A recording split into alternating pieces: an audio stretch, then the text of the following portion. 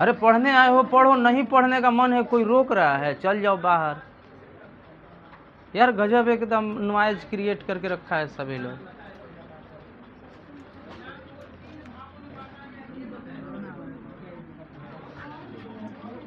देखो जो पंचायती राज डिपार्टमेंट, जो आपका रीजनल गवर्नमेंट है, रीजनल गवर्नमेंट के तहत आप किसी को भी बदमाशी करते हुए पकड़ लिए ना, देखो बाबू तुम्हारा हम पहले ही कंप्लेंट सुन लिए हैं, ठीक है ना, दोबारा अगर तुम्हारा हम देख लिए ना तो फिर तुम अपना हाल जानना। देखिए जो क्षेत्रीय सरकार है, क्षेत्रीय सरकार के गठन करने का उद्देश्य ही था कि एकदम छोटे से छोटे स्तर पर भी लोगों का बात सुनना। करोगे ड्रामा? तुम पहले बोतल नहीं देता, क्लास खुलने के बाद, क्लास चालू होने के बाद ही बोतल देना था।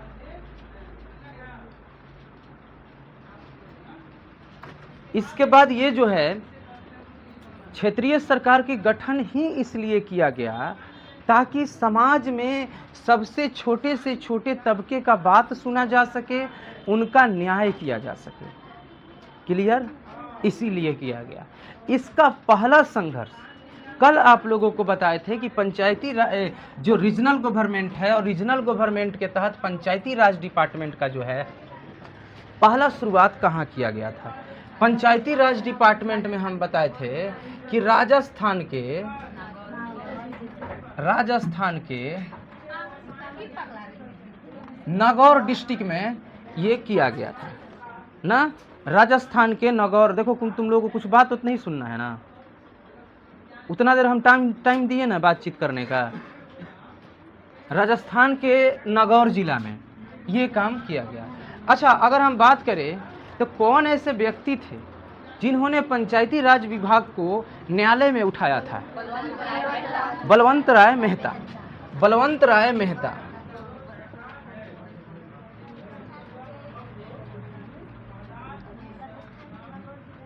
बलवंत राय मेहता जो थे, इन्होंने सबसे पहले इस बात को उठाया था। इससे पहले रीजनल गवर्नमेंट नाम की कोई चीज़ नहीं थी, इससे पहले क्षेत्रीय सरकार नाम की कोई चीज़ नहीं थी कि जो क्षेत्र में आपको मेयर बन रहे हैं, जो क्षेत्र में उप मेयर बनते हैं, वार्ड बनते हैं, सरपंच बनते हैं, मुखिया बनते हैं, पंच बनते हैं, ऐसा कुछ नहीं था। बस यही बलवंत राय मेहता की समिति ने, इनकी कमेटी ने राजस्थान हाई कोर्ट के सामने इस बात को रखा कि लोगों को सुनने के लिए क्या पर्याप्त है राज्य सरकार?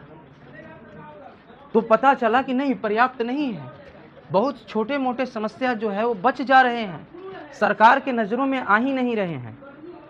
इसलिए सबसे पहले राजस्थान के नागौर में हाई कोर्ट ने ये इस बात को माना कि हाँ, रीजनल गवर्नमेंट की स्थापना करनी चाहिए, क्षेत्रीय सरकार की स्थापना करनी चाहिए, और इस तरह से क्षेत्रीय सरकार की गठन की गई। इसके बाद अगला जो राज्य था जो पंचायती राज विभाग को अपनाया था वह था आंध्र प्रदेश।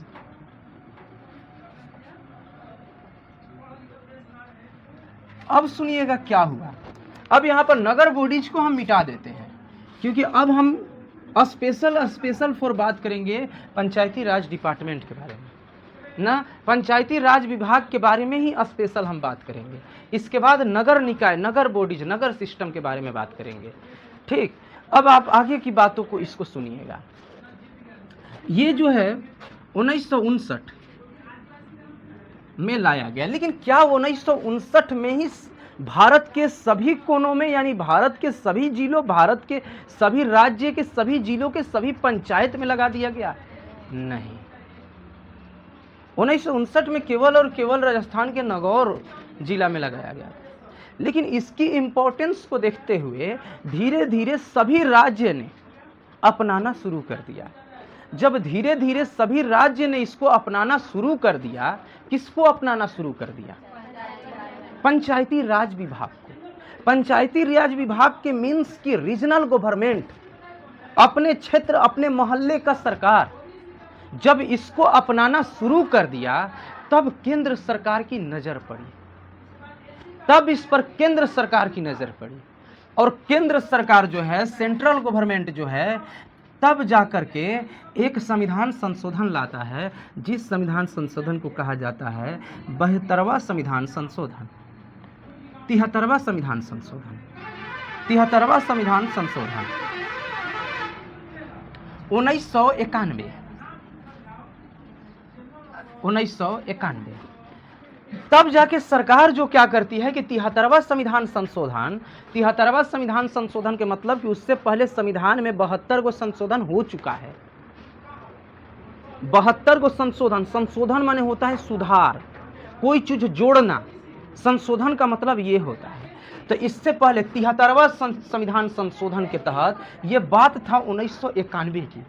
1991 में लाती है, संसद में पेश करती है। जैसा मेकिंग द लॉ बनाने का जो रूल जो है लॉ बनाने का, उसके अकॉर्डिंग यह पेश करती है सबसे पहले लोकसभा में।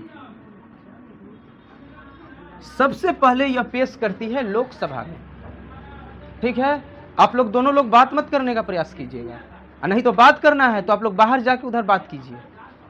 ठीक है ना, यहाँ पे डिस्कस करने नहीं आया है। या तो मेरा बात सुनना है या आपस में पढ़ना है तो उधर जाके पढ़िए। एक था रूल संविधान संशोधन रूल के अकॉर्डिंग लोकसभा में पहले पेश किया गया, इसके बाद किया गया राज्यसभा में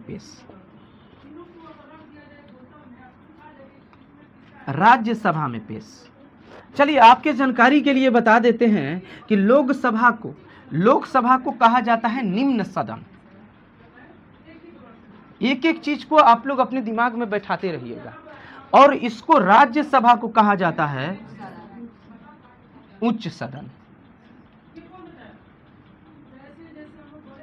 अब इसमें लोग कैसे जाते हैं इसके बारे में तो आपको पता ही होगा। जैसे संसद का चुनाव होता है ना, इसमें लोग जाते हैं, लेकिन इसका चुनाव अप्रत्यक्ष रूप से होता है।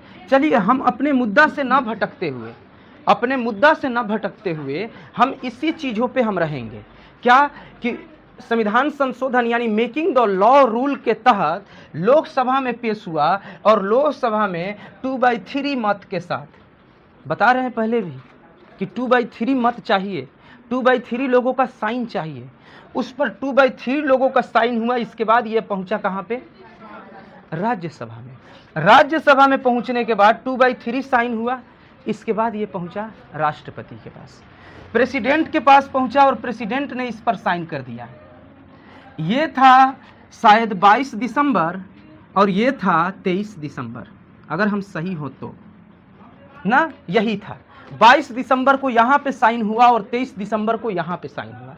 22 दिसंबर 1992, 22 दिसंबर 1992, अब 23 दिसंबर 1992, 22 और 23 को साइन हुआ। इसके बाद प्रेसिडेंट के पास पहुंचा। प्रेसिडेंट के पहुंचने के बाद जैसे ही साइन हुआ, फाइनली यह जो है संविधान के अनुसूची 11 में जोड़ दिया गया।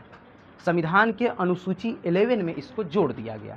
ठीक है, ये जैसे ही राष्ट्रपति का साइन हुआ, पंचायती राज डिपार्टमेंट के नाम से, पीआरडी के नाम से, यह जो है शेड्यूल अनुसूची 11 में जोड़ दिया गया। क्लियर? अनुसूची 11 में इसको जोड़ दिया गया। अगर बात करेंगे कि भाग कौन सा, संविधान का पार्ट कौन सा, तो पार्ट 8 में ये बात मेंशन है। अनुच्छेद कौन सा, तो अनुच्छेद 243 में ये मेंशन है। ठीक है, article 243 part 8 schedule 11, schedule 11 part 8 और अनुच्छेद 243 ना, इसमें जो है यह मेंशन किया गया। पीआरडी को मेंशन करके इस तरह से पीआरडी को संवैधानिक दर्जा प्राप्त कर दिया गया और संवैधानिक दर्जा मिल गया। यानी कि ये रूल जो है अब apply in the all over India. यह रूल पूरे इंडिया में, पूरे भारत में अब क्या होगी? लागू होगी, अप्लाई होगी। इतना तक आपको बात समझ आया? फिर से पुनः रिपीट करेंगे तो हमने बताया कि पंचायती राज डिपार्टमेंट बलवंत राय मेहता समिति और राजस्थान हाईकोर्ट के बेंच ने यह डिसाइड किया कि क्षेत्रीय सरकार की आवश्यकता सच में है लोगों की बात सुनने के लिए। ये डिसाइड किया। डिसाइड करने के बाद 1959 में राजस्थान के नागौर में पंचायती राज विभाग की स्थापना हो जाती है। धीरे धीरे इसको और जगहों पर भी लागू होने लगा था। जब धीरे धीरे और जगहों पे लागू होने लगा ये, तब जाकर के केंद्र सरकार की सेंट्रल की इस पर नज़र गई और सेंट्रल ने 73वां संविधान संशोधन करके 1991 में बिल पेश किया। बिल पेश किया। कानून बनने से पहले कोई भी चीज़ बिल होता है, एक कागज़ पर नॉर्मल लिखा हुआ चीज़ है। बिल पेश किया गया। जब यह बिल पेश किया गया तो बिल पेश करने के बाद लोकसभा में 22 दिसंबर को पास हो गया और 23 दिसंबर को राज्यसभा में पास हो गया। पास होने का मीन्स कि 66% लोगों ने उस पर साइन किया और 66% लोगों ने इस पर साइन किया। करने के बाद प्रेसिडेंट के पास गया, जैसे ही साइन हुआ वैसे ही इसको शेड्यूल 11 अनुसूची 11 भाग 8 संविधान के भाग 8 और इसके बाद जो है भाग 8 भी हो सकता है या आई थिंक भाग 9 भी हो सकता है, भाग 9 ना, भाग 9 और अनुच्छेद 243, अनुच्छेद 243।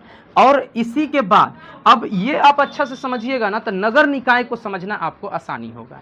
ये जब अच्छा से समझिएगा तो आपको जो है नगर निकाय को समझना आसानी हो जाएगा आपको।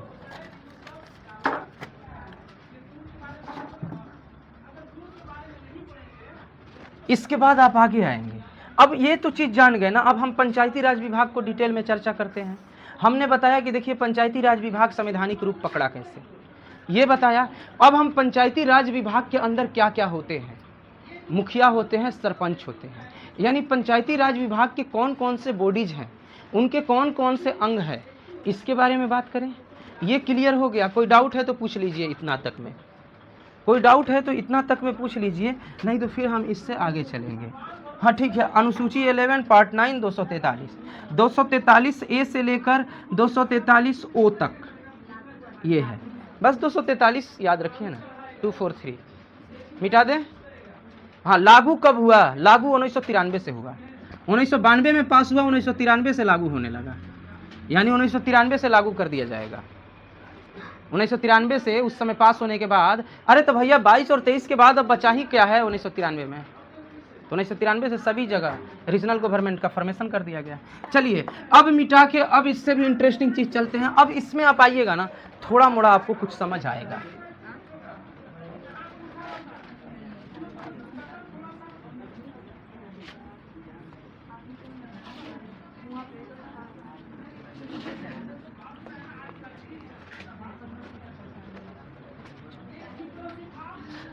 अब आइए, पंचायती राज विभाग जो है वह according to population, according to area, according to क्षेत्र, अकॉर्डिंग टू कंट्रोलिंग, यानी कि उसका सही तरीका से नियंत्रण रखा जा सके, इसके अनुसार 3 भागों में इसको, इसका भी 3 ऑर्गन है, इसका भी 3 लेवल है, लेवल कहिए उसको।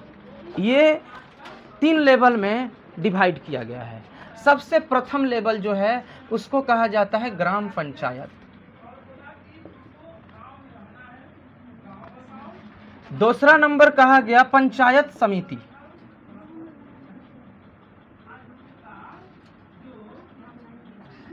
तीसरा नंबर कहा गया जिला परिषद,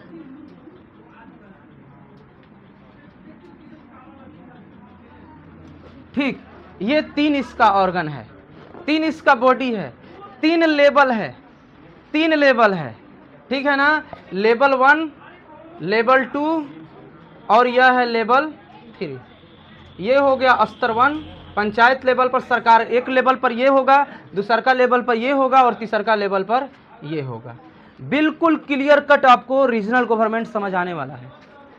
आज के बाद अगर आपने ध्यान से सुन लिया इस क्लास को, हम आपको गारंटी दे रहे हैं कि आज के बाद आप कोई भी रीजनल गवर्नमेंट में कन्फ्यूजन आपको क्रिएट नहीं होगा कि इसका चुनाव कैसे होता है तो इसका चुनाव कैसे होता है, कौन इसका मेंबर होता है, ब्लॉक का काम क्या होता है, सभी कुछ एकदम क्लियर कट समझ आने वाला है आज। बस आपको एक ही पेशेंस हम चाहते हैं, आप कम से कम शांत रह के सुनिए और जो नहीं आया अपने कॉपी पर लिखिए उसी टाइम पे और सोचिए कि जब हम कहेंगे कि अब आप डाउट पूछिए, उस समय आप डाउट को पूछ लीजिए। बस यही चीज़ है। देखिए डिसिप्लिन इंसान को महान बनाता है, देश को भी महान बनाता है। अगर डिसिप्लिन में हम रहेंगे, डिसिप्लिन में आप रहेंगे तो आप भी महान बनेंगे और हम भी महान बनेंगे। इस क्लास को डिसिप्लिन में रखेंगे तो क्लास भी महान बनेगा। डिसिप्लिन से, डिसिप्लिन ही हर इंसान को आगे बढ़ाने का तरीका है। तो उस डिसिप्लिन को आप लोग मत तोड़िए। अब आते हैं आगे। आगे पढ़ना है हम लोगों को ग्राम पंचायत। चलिए ग्राम पंचायत को उठा लें। आपने देखा पंचायती राज विभाग जो है 3 लेवल, पंचायती राज विभाग 3 लेवल, ग्राम पंचायत, पंचायत समिति, जिला परिषद। पंचायती राज विभाग में 3 लेवल। प्रथम लेवल पे चलता है ग्राम पंचायत की सरकार, द्वितीय लेवल पर चलता है पंचायत समिति की सरकार, और तृतीय लेवल पे चलता है जिला परिषद की सरकार। क्लियर है? अब हम स्पेशली चलते हैं ग्राम पंचायत के बारे में, लेकिन ये दोनों को आप याद रखिएगा। कुछ पल बाद ही फिर इसको हम पढ़ाएंगे और वहाँ पे बताएंगे कि लेवल 2 है और ये लेवल 3 है। ठीक है, आइए ग्राम पंचायत। अब ग्राम पंचायत की अगर हम बात करेंगे तो लगभग ग्राम पंचायत में लगभग 7,000 आबादी, 7,000 आबादी वाला जो क्षेत्र होता है वह पंचायत बनता है। लगभग 7,000 की आबादी वाला जो क्षेत्र होगा ना, पूरा आदमी को गिनिएगा। आपके एरिया के अगल बगल जितना आदमी 7,000 में आ जाएंगे, वहाँ से वो बॉर्डर को खींच दीजिएगा और कह दीजिएगा कि यह एक ग्राम पंचायत है। अब 7,000 से एक को आदमी आगे बढ़ेगा तो अब वो दूसरा पंचायत में उसको कैलकुलेट करेंगे, यानी 7,000 तक के आदमी को ग्राम पंचायत में लिया जाता है। हो गया क्लियर? ये है ग्राम पंचायत का पहला चीज। अब ग्राम पंचायत का बॉडीज के बारे में बात कर लेते हैं ना। ग्राम पंचायत, अच्छा ग्राम पंचायत में और कुछ आप लोगों को बता देते हैं। ग्राम पंचायत में 500, ग्राम पंचायत में 500 आदमी पर एक वार्ड को बनाया जाता है। ग्राम पंचायत में 500 आदमी पर एक वार्ड को बनाया जाता है। ठीक है, ग्राम पंचायत में 500 आदमी पर एक वार्ड को बनाया जाता है ना। ठीक है, अब इसके बाद अगर हम अगले ही बातों कर इसमें बात करेंगे कि और ग्राम पंचायत में क्या होगा, तो ग्राम पंचायत जो है वो अपने यहाँ के, ग्राम पंचायत जो है अपने यहाँ के सारे मामलों को देखती है, यानी अपने यहाँ के छोटे से छोटे जितने मामले होते हैं वह ग्राम पंचायत देखती है। छोटे से छोटे जितने मामले होते हैं। अगला बात, ग्राम पंचायत के सदस्य का चुनाव जो होता है वो प्रत्यक्ष रूप से होता है। जैसे वार्ड का चुनाव और मुखिया का चुनाव और सरपंच का चुनाव, पंच का चुनाव, यह जो है प्रत्यक्ष रूप से होता है। क्या होता है प्रत्यक्ष और क्या होता है अप्रत्यक्ष? एक चुनाव जो डायरेक्ट जनता वोट देती है उसको कहते हैं प्रत्यक्ष चुनाव, और जो जनता वोट देती है, जो जीतता है, वो फिर वोट देकर किसी को जिताता है, उसको कहते हैं अप्रत्यक्ष चुनाव। ठीक है ना। जैसे अभी आप लोगों को 73वां संविधान संशोधन बता रहे थे तो उसमें बताए थे कि देखिए राज्यसभा एक है और एक लोकसभा है। लोकसभा में प्रत्यक्ष इलेक्टेड मेंबर बैठते हैं और वहीं राज्यसभा में अप्रत्यक्ष इलेक्टेड मेंबर बैठते हैं। लोकसभा का कार्यकाल 5 साल का होता है, राज्यसभा का कार्यकाल 6 साल का होता है। ठीक है, ये चीज़ हम लोकसभा और राज्यसभा के सेंस में बताए हैं। यानी कि जो लोकसभा में चयनित लोग हैं, और इसके साथ साथ जो विधायक लोग हैं, आप एमएलए को भी प्रत्यक्ष रूप से चुनते हैं, लेकिन एमएलए राज्यसभा में जो मेंबर को चुनता है, यानी member of parliament in Rajya Sabha में जो चुनता है वह एमएलए द्वारा चुन कर जाते हैं, यानी अप्रत्यक्ष इलेक्टेड हुए। ठीक है ना। तो यहाँ पर पंचायत जो ग्राम पंचायत के सदस्य होते हैं वो सभी सदस्य प्रत्यक्ष रूप से चुने जाते हैं। ये बात।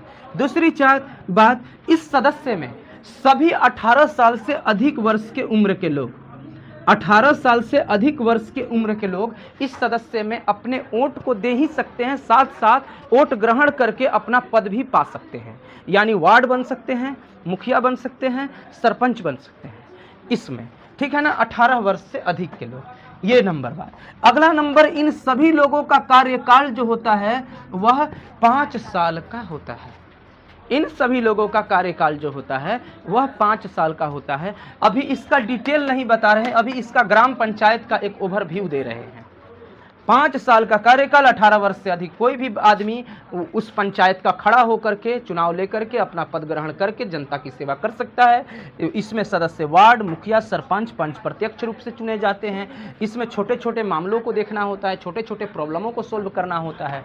500 हर 500 व्यक्ति पर एक वार्ड को चुना जाता है और 7000 व्यक्ति पर एक मुखिया को चुना जाता है। 7000 व्यक्ति पर एक मुखिया को चुना जाता है। 5000 व्यक्ति पर एक बीडीसी चुना जाता है, जो कि हम आगे बताएंगे। BDC, block development council, BDC का एक पद सुने होंगे आप लोग। बीडीसी 5000 पद पे बीडीसी, 5000 जनसंख्या पे बीडीसी को चुना जाता है, आगे बताएंगे। ये बस इतना बात को ध्यान रखिए। तब हम बताते हैं कि नगर पंचायत का बॉडीज कौन कौन सा है, यानी कि इसका जो है अंग कौन कौन सा है, इसका कौन कौन अंग है, ये चीज हम आप लोगों को आगे बताएंगे। 1 नंबर इसमें हो जाएगा ग्राम सभा, 2 नंबर इसमें हो जाएगा रक्षा दल, 3 नंबर हो जाएगा ग्राम कचहरी, 1 नंबर ग्राम सभा, 2 नंबर रक्षा दल और 3 नंबर ग्राम कचहरी। और उससे अगला क्या होगा, तो उससे अगला जो हो जाएगा वो हो जाएगा मुखिया। उससे अगला आपका हो जाएगा मुखिया। क्या ये क्लियर है? ये अंग इसका है। यानी ग्राम पंचायत में भी बहुत प्रकार के लोग हैं, अलग अलग उनका काम है। अकॉर्डिंग टू योर वर्क, इनके वर्क के अनुसार से ये बांटा गया है।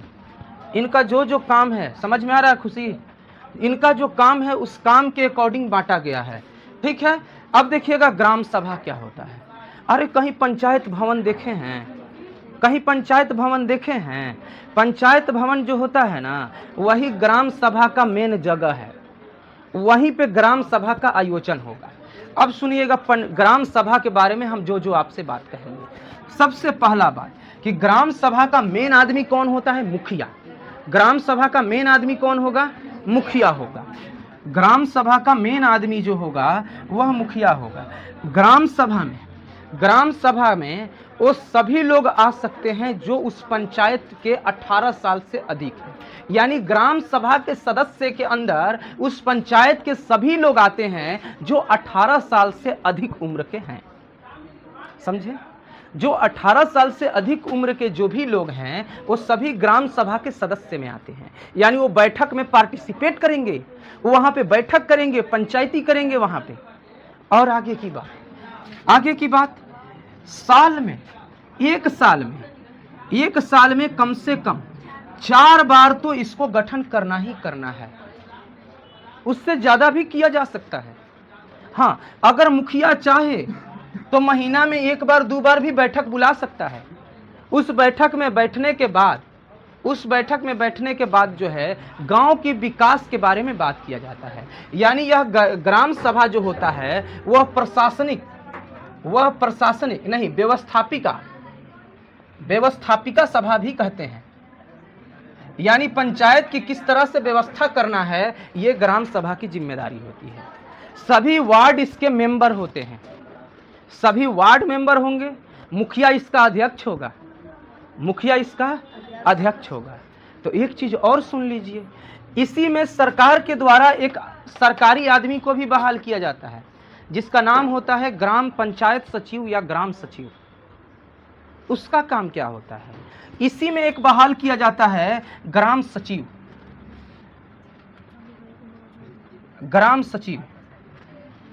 इसका काम क्या होता है ग्राम सचिव का?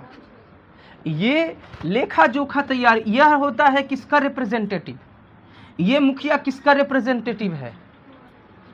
जनता का रिप्रेजेंटेटिव। माने होता है कि ये किसको प्रदर्शित कर रहा है, किसके लिए मुखिया है?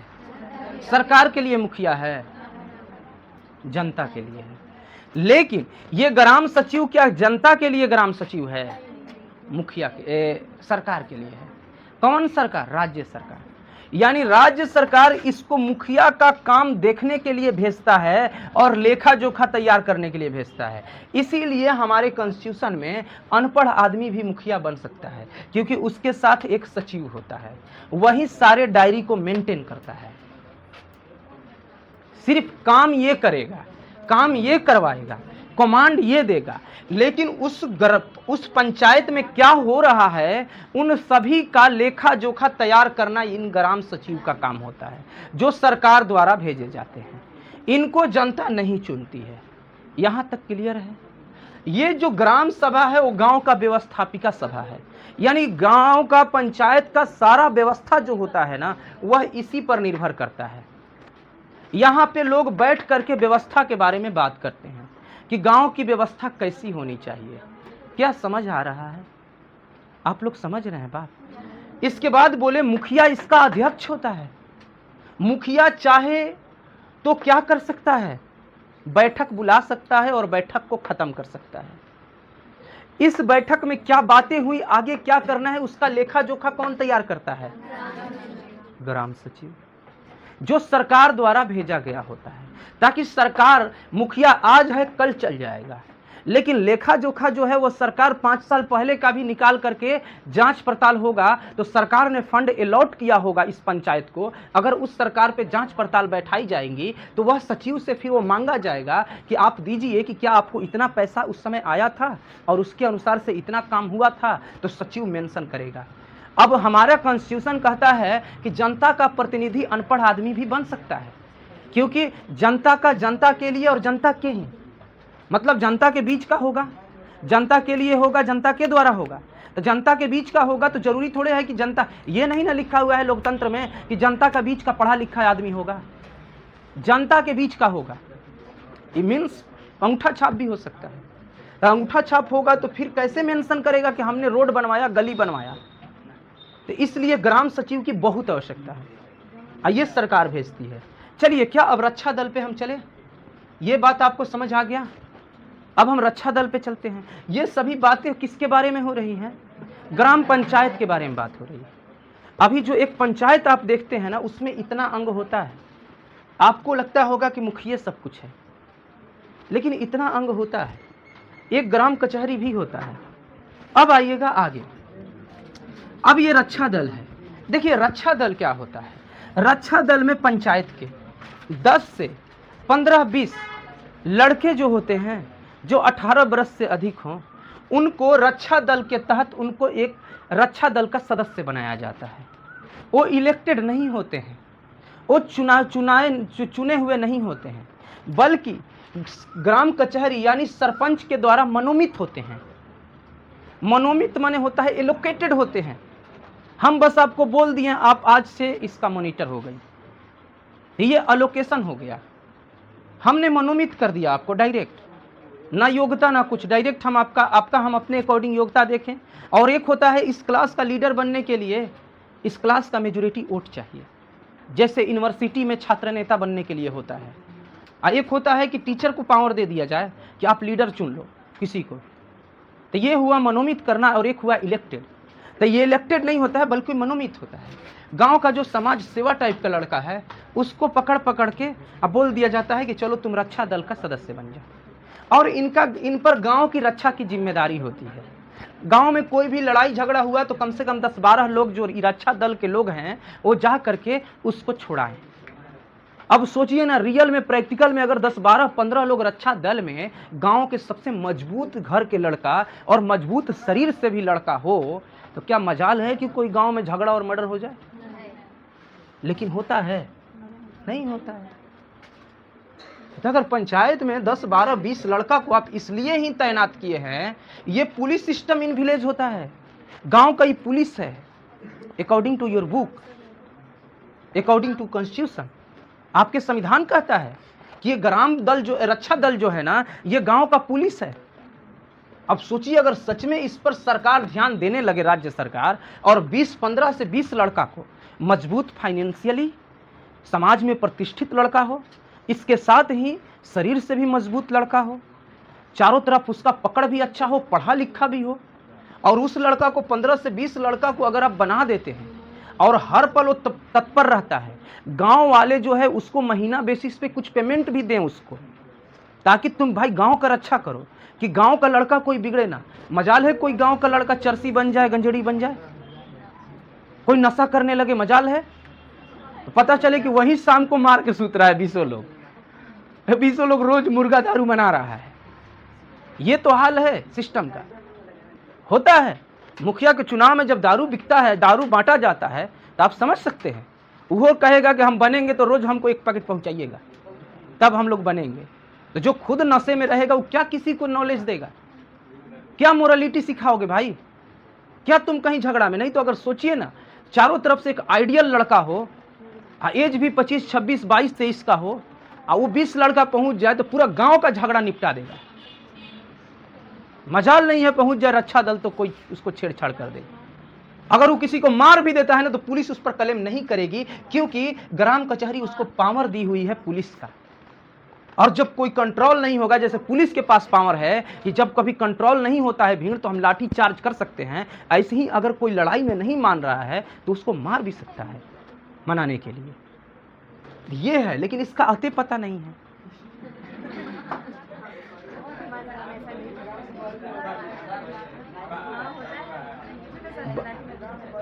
अगर बनाइयो दीजिएगा ना, बनाइयो दीजिएगा तो पता चलेगा 3 दिन घूमा, चौथा दिन सूरत भाग गया, निकल गया सूरत, पते नहीं है कहां है रक्षा दल।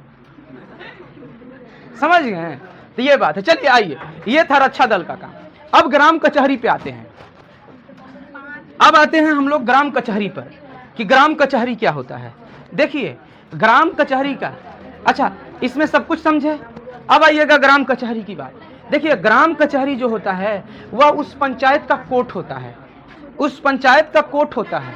सुन लो, देखिए सबसे पहला चीज ग्राम कचहरी जो होता है उस पंचायत का कोर्ट होता है ना, उस पंचायत का कोर्ट होता है, न्यायालय होता है।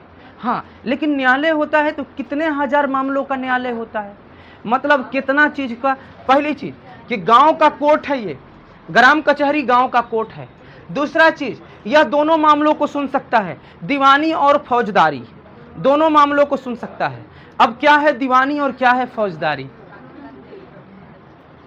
बताइए। दीवानी और फौजदारी, दीवानी मामला क्या है?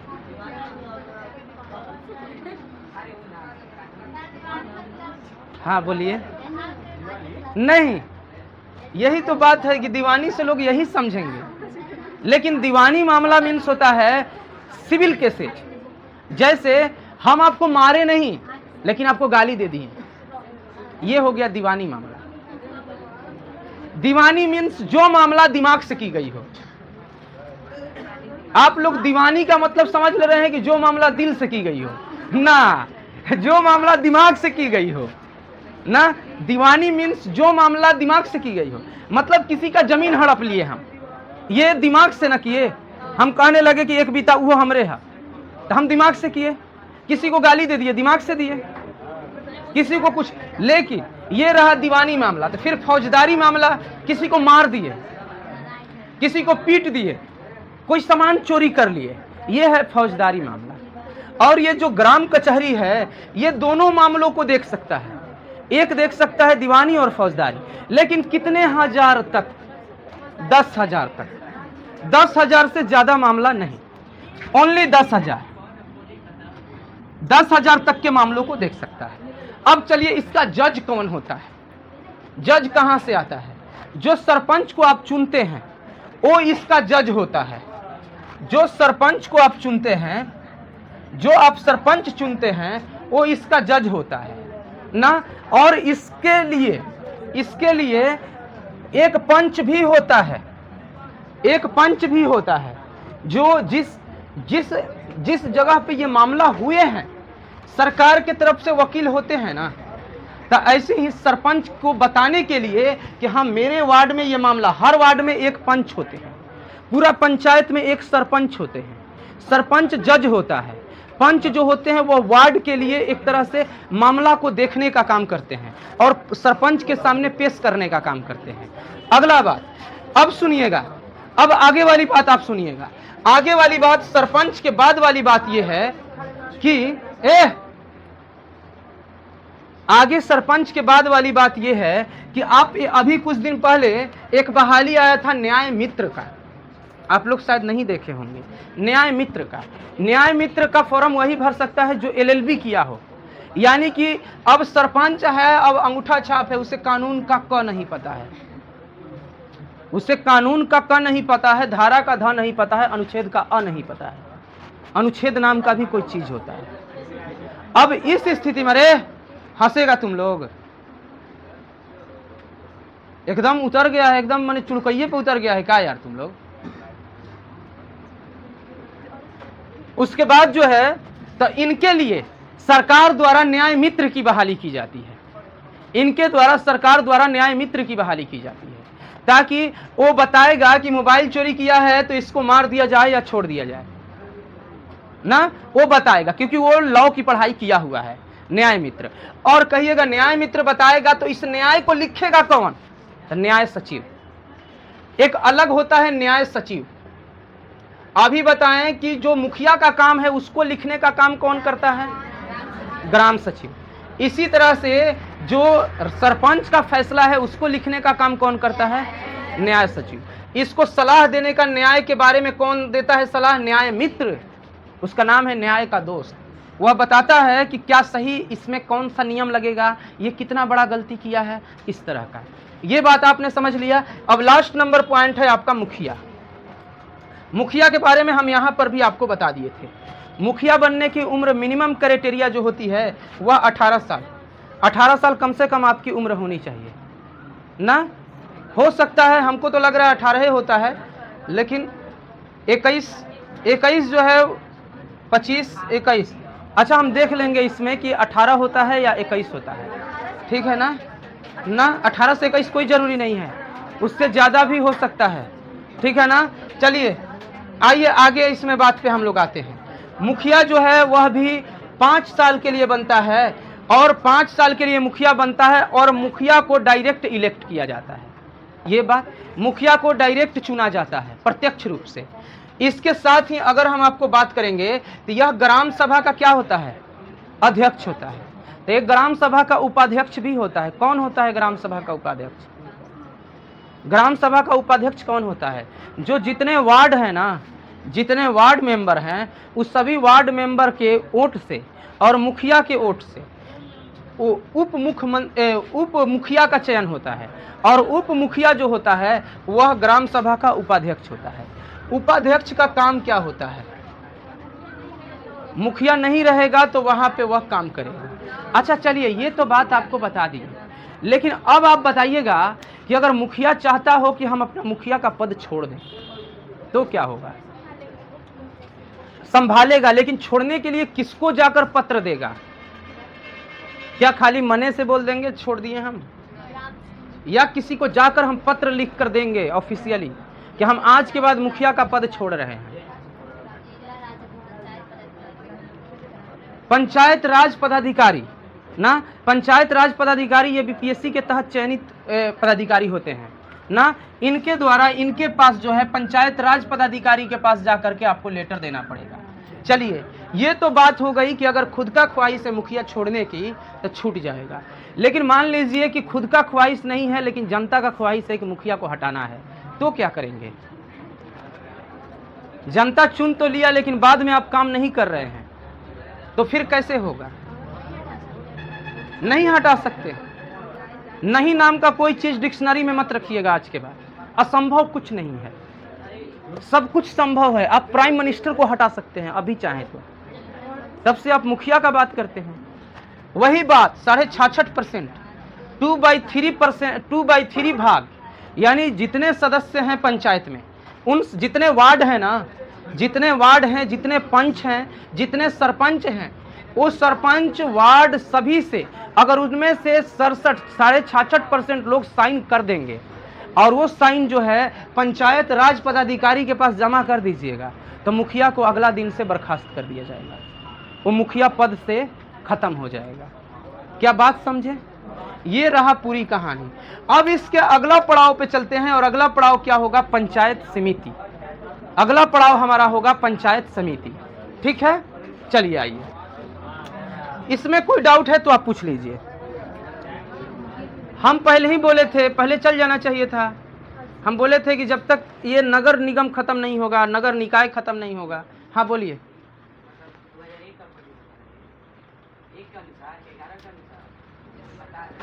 ये 2011 के अनुसार, क्योंकि अभी कहाँ सेंसस हुआ है ना, एक के अकॉर्डिंग नहीं है।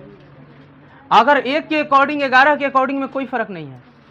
500 पे बनाना है तो बनाना है। कहाँ पे? ये वाला 10 से 15,000, 10 से 15,000, ये दूसरा केस में आएगा, नगर वाला केस में आएगा। जब हम नगर निकाय पढ़ाएंगे तो उस केस में ये चीज आएगा। अभी के लिए इतना ही याद रखिए। और बोलिए, इस चीज में किसी को नहीं समझ में आया है तो? पंच जो होता है ना, जैसे देखिए, मुखिया के लिए, मुखिया के जगह पे काम करने के लिए वार्ड में जो होता है वह वार्ड होता है, वार्ड सदस्य। इसी तरह से पंच होता है। पंच भी अपने वार्ड में काम करने के लिए, यानी काम नहीं करता है, वह न्याय व्यवस्था को देखता है। झगड़ा लड़ाई ना हो, शांति बरकरार रहे, किसी प्रकार का दिक्कत ना हो। अगर कोई मामला हो भी गया तो उस मामला को हम सरपंच से बात करें, वार्तालाप करें कि इस पर क्या करना चाहिए, ये काम पंच करता है। यानी एक तरह से पंच जो है सरपंच का सहयोगी है, क्योंकि पंच पूरे पंचायत का है। अब पूरा पंचायत का जब पंच है तो उसका 4 गो 5 गो आँख तो है नहीं, उसका एक आँख है, कहीं एक ही गांव में न रहेगा इधर कोई मामला हो जाए, तो इसीलिए पंच को हर मोहल्ला में कर दिया जाता है। ठीक है, और कुछ है तो पूछिए, नहीं तो फिर पंचायत समिति आप लोगों के सामने चर्चा करेंगे। हाँ, छोटे छोटे मामलों का निपटारा करता है। अब बताइएगा आगे, इसमें हो गया, आगे बढ़े ना। पंचायत समिति सेकेंड लेवल पे आते हैं। ठीक, इन लोगों का सैलरी, लगभग हमको लग रहा है कि 5,000 होता है। कहता मुखिया का 5,000 होता है। हाँ, 5,000 के लगभग में होता है, 5 या 10,000। हाँ, सबका हमें उतना नहीं पता है, बस हमको पता है कि मुखिया का 5 या 8, ज़्यादा नहीं होता है इन लोगों का सैलरी। हाँ, वही 5, जो भी 5-8 मिलता है उतना ही मिलता है ना। सरपंच का नहीं पता है। रक्षा दल का कोई ये पद कहाँ, देखिए इसमें भी बहुत सारा कुछ खामियां हैं कि राज्य सरकार जो है ना, पंचायती राज विभाग को सही से नहीं चलाती है ना, सही से नहीं चलाती है। ठीक है, तो रक्षा दल नाम का कोई चीज़ होता नहीं है। कौन वाला? न्याय मित्र वाला है। देखिए, न्याय मित्र जो होता है ना, सरपंच का न्यायिक सलाहकार होता है। सुनिएगा इधर, ये हो गया सरपंच, और इसका जो होता है न्यायिक सलाहकार,